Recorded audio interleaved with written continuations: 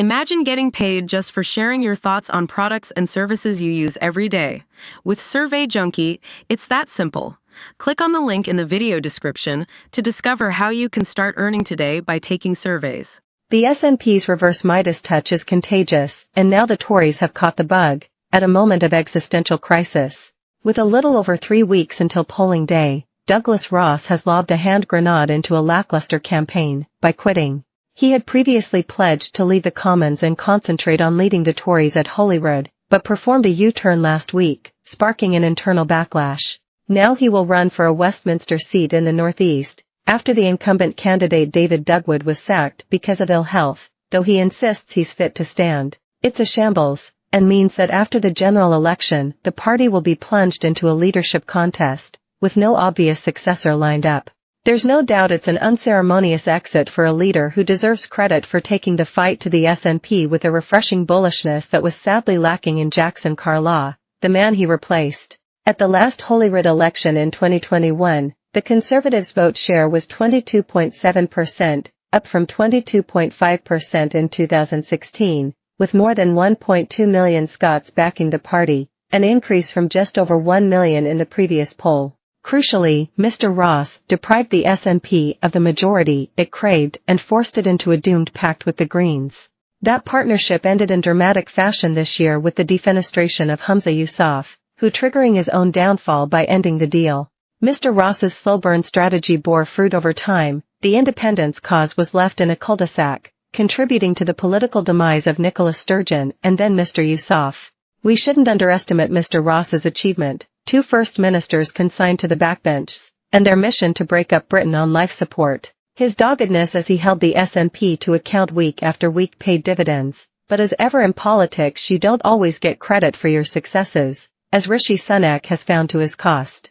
And Mr. Ross showed he was a man of principle in May 2020, months before becoming leader, when he resigned as a Scotland Office Minister over Dominic Cummings's threadbare defence of his trip to County Durham during lockdown.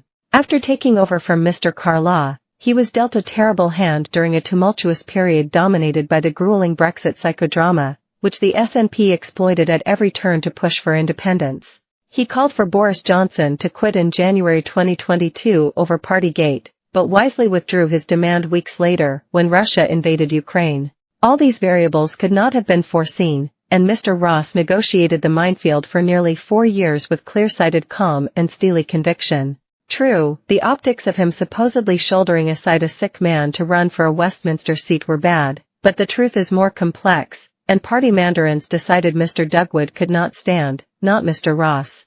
John Swinney has attempted to make hay with the row by demanding minutes of the Tory Management Board's meetings where the Dugwood matter was discussed.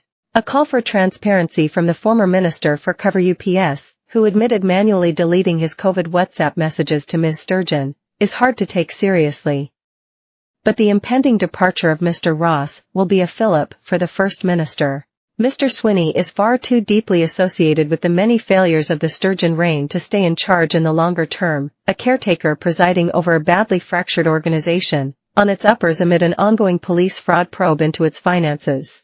That makes Mr. Ross's shock announcement yesterday all the harder to stomach. With the SNP staring down the barrel of heavy losses on July 4, the Scottish Tories are in disarray. And many of the errors, similar to those of Mr. Sunak, have been self-inflicted. The Tories should have been watching the implosion of the SNP, but instead they've decided to announce an imminent change of leader, in the middle of an election campaign. Ruth Davidson quit in 2019 after 8 years as Scottish Tory leader, partly because of the party's civil war over Brexit. She had turned the Tories into the main opposition at Holyrood, and might have taken them into office if she'd stuck around. It would have been a big challenge, but not impossible. The return of Ms. Davidson to the Tory fold, now that Brexit has been resolved, seems unlikely, but then who expected to see Lord Cameron back in the saddle as